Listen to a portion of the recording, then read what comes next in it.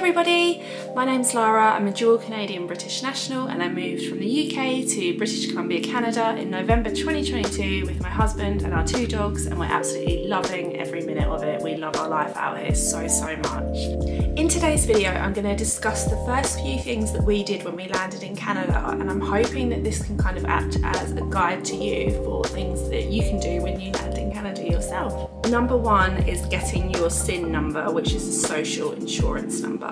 So one of the first things you're going to want to do when you arrive in Canada, and it was one of the first things we did too, is to get your SIN number, which is a social insurance number. It's equivalent to the national insurance number we have in the UK, and this basically just allows you to work in Canada. It's super easy to get, and you can just get one at a Service Canada centre. I know that you can apply for them online and I think by post as well, but in all honesty I think it's just easier to just go to the service centre and apply in person. It's really quick, you don't need an appointment and you get it straight away. Whereas applying online or by post, I imagine you'd have to wait a little bit. I have heard that there's a Service Canada centre at Toronto Airport, and that a lot of people who are coming to Canada to live and work do it as soon as they arrive at the airport. There isn't one at Vancouver Airport, which is where I landed. So we actually waited until we got to Penticton, which is where we live now. And Penticton's not the biggest place in Canada, and we still have a service centre here. So even if you're going to a small city, village, town, there will either be a Service Canada centre in your town or somewhere not too far away. In order to get your SIN number, you'll just need to supply some documents. This will vary based on what your immigration status in Canada is. So I'm a Canadian citizen, so for my primary ID, I submitted my Canadian citizenship certificate, and then as my secondary ID, I used my Canadian passport. My husband Rich is a permanent resident in Canada, and for his documents, he showed his proof of permanent residency as his primary ID because his PR card hasn't arrived yet. And for his secondary ID, he used his British passport. And that's pretty much the process on getting your SIN number. You don't pay anything for it, and it's super quick. I think we were in and out within like 15 minutes, so really easy to get, and you're going to need that number to be able to work here. Number 2 is apply for MSP. So the other first thing we did when we arrived in Canada is apply for MSP, which is British Columbia's health programme. MSP stands for Medical Services Plan. From what I understand, the healthcare systems in each province fall under their own name, so British Columbia's is MSP. I don't know what the other provinces are because I'm just going from my experience in BC, but from what I understand, they all have their own name. We applied for MSP online, and something that we did before we came to Canada is we applied for private health cover to cover us during the wait period for being eligible for MSP. The wait period is about 3 months. I don't know if this applies to everybody coming into Canada. I don't know if it's different if you're coming in on an IEC. But for me, coming in as a Canadian citizen who lived in the UK and my husband coming in on permanent residency, we had to have private health cover in place while we waited to be eligible for MSP, which, as I said, is 3 months. We are all eligible for our MSP on the 1st of February, and we landed in Canada on the 19th of November.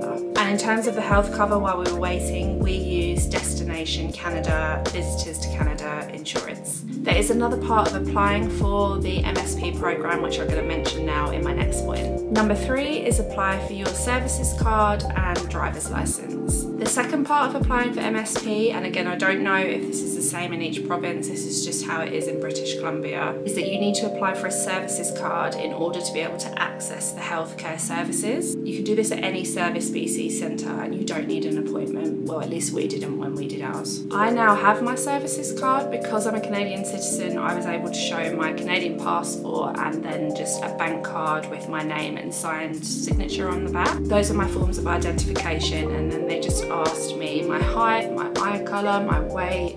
They took a photo and then they sent me my card in the mail. My husband doesn't yet have his services card because he's a permanent resident of Canada, and the identification he has to provide is slightly different. We're still waiting on his PR card to arrive at the moment. So at the moment, all he has to prove his residency in Canada, like anywhere, is his confirmation of permanent residency papers. He is able to submit those papers to Service BC in order to get his services card, but he was told that they would need to hang on to those papers if he did do that, and he didn't really want to be without those papers while he's living here in case he needs to prove his immigration status here, as they're what he shows as his right to live in Canada. So just bear that in mind if you are coming here on a permanent residency. Again, I don't know what it's like if you're coming here on an IEC. I imagine that the identification you have to show is different than what it would be for a permanent resident. But if you're doing a similar route like us, like for example spousal sponsorship, and you are coming here as a permanent resident, just bear in mind it might take you a little bit longer to be able to apply for a services card if you're waiting for your PR card for a long time. And then with the driving licence, it's also the same thing. So my husband was told he'd need to give his papers in order to get a BC driving licence here, and he doesn't want to give over those papers because he needs them to show his immigration status here in Canada. But if you're arriving in Canada, definitely apply for your services card or provincial equivalent and your provincial driving licence, because you can only drive on your UK driving licence for 90 days. I'm not sure what happens for my husband if by 90 days he's still not got his PR card, but we'll just have to figure that out when we come to it. Again, I'm not sure what documents you'd need to submit for the driver's licence or services card or provincial equivalent if you're coming here on an IEC or a different kind of visa. This is just what you need to do if you're coming as a permanent resident or a Canadian citizen. Number 3 is opening a bank account. One of the other things you're going to want to do when you arrive in Canada is open a bank account so you can use that to pay money out of and also get paid into. My husband Rich opened a bank account with Scotiabank because he said they had good offers for newcomers to Canada, and I went for TD for the same reason. They had good offers for newcomers to Canada. Now I didn't realise that I wasn't actually eligible for a newcomers to Canada bank account because I am Canadian. So if you're coming here as a Canadian citizen, you likely won't be classed as a newcomer to Canada for the bank accounts. I found this out when I went in branch to prove my ID because we applied for our bank accounts online, but you then have to go into the branch just to confirm your ID with them. But a bank account offer they did have was a new to TD offer, which was quite similar to the new to Canada offer. So yeah, if you're coming to Canada as a permanent resident on an IEC or another visa, then look for the newcomers to Canada bank offers. If you're coming to Canada as a Canadian citizen, then look at bank accounts that have offers for new customers. The bank accounts here do work a bit differently to bank accounts in the UK. You have to pay an annual fee here to have a bank account, which is deducted monthly. And with certain bank accounts as well, they'll have a limit on the amount of transactions you can make per month. But you can also get unlimited accounts, which is what I personally have. And you can maybe opt for one of these if you're expected to make a lot of transactions in a month. Number 4 is apply for jobs. You're more than likely going to need a job in Canada when you arrive. So something you'll want to start doing when you arrive is to apply for jobs. I used Indeed and LinkedIn mostly, and then also just like Google searches. Something I will mention is I got a lot of scam emails when I was applying for jobs, and they'd look quite genuine because I'd be applying for like a certain type of role, and then I'd get an email back in my junk folder which was like, the title would be like re-job application and then like the title of a job that I'd applied for, and it would be asking you to like fill out a survey, print screen it and send it back, and it would like say from hiring manager and stuff. But then when you looked at the email, it was just a Gmail address.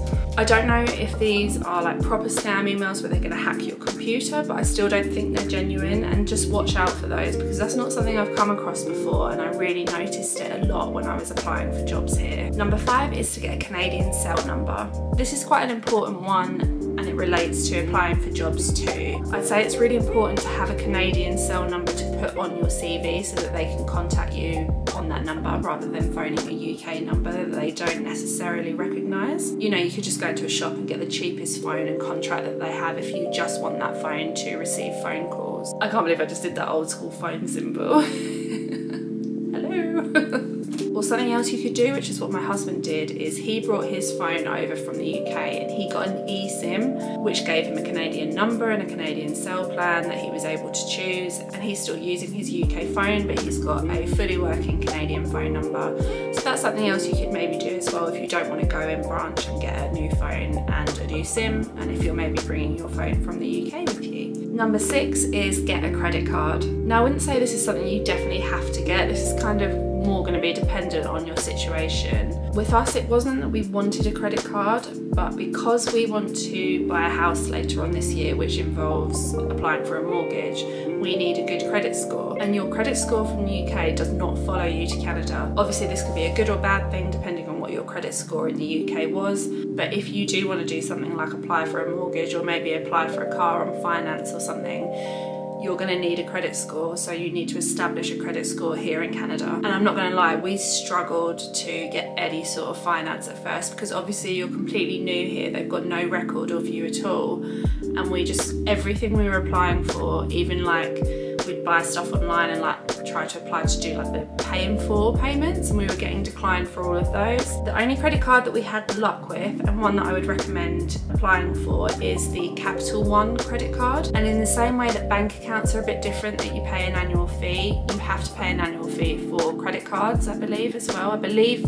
most of them, I don't know if all of them, but definitely for this Capital One card you do have to pay an annual fee to have the credit card. And with this credit card as well, you do have to send in security funds. For us it was $300, and you get the security funds back at the end when you close the credit card. But this credit card specifically said it's good for establishing a credit score, and they accepted us with no credit history here in Canada. And the way we use it is we'll just spend little amounts on it and then pay it off in full each month, just to start building our credit score. And then once we've got a decent enough credit score, we can just close that account, get our security funds back, and then we've got our credit score. So if you're looking to maybe finance a car or get a mortgage on a house, then definitely apply for a credit card so you can build a credit score here, and maybe consider that Capital One credit card because they accepted us without any credit history. Number 7, buy a car.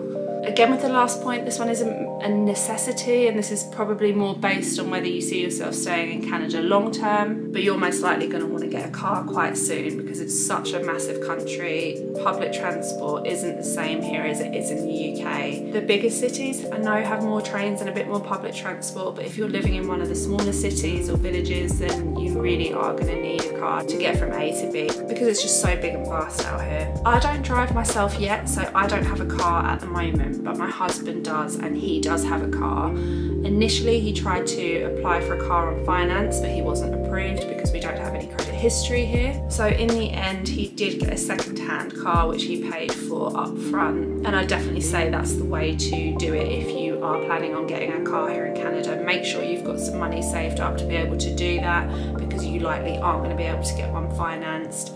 And then when you're a bit more established, you can maybe get a new car on finance if you want to, but you may be happy with your second-hand car. I know my husband's very happy with his second-hand car. It gets him from A to B, it's reliable, and yeah, we have a car.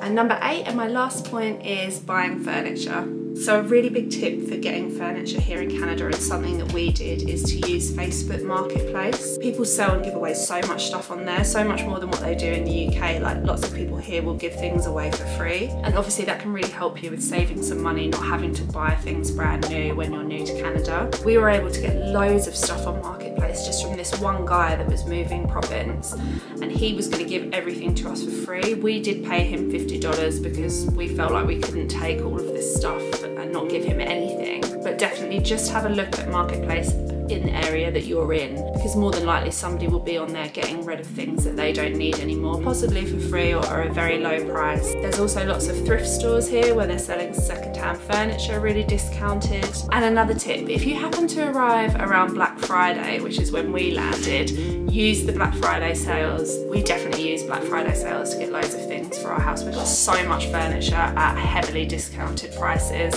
So if you happen to be arriving around Black Friday, then definitely use the sale because the savings out here are just crazy on Black Friday. I hope you enjoyed this video and found it helpful. If there's anything you think I've missed or not mentioned, then please mention it in the comments below to help other people. And as always, if you have any questions on anything at all, please don't hesitate to ask me. I'm happy to help in any way that I can. That's all for today's video. I hope you enjoyed it and found it helpful. If you'd like to see more Canada content, then please consider subscribing and also following my other social media accounts, which are listed below. I'm Lara, this is Our Life in Canada, and until next time, take care.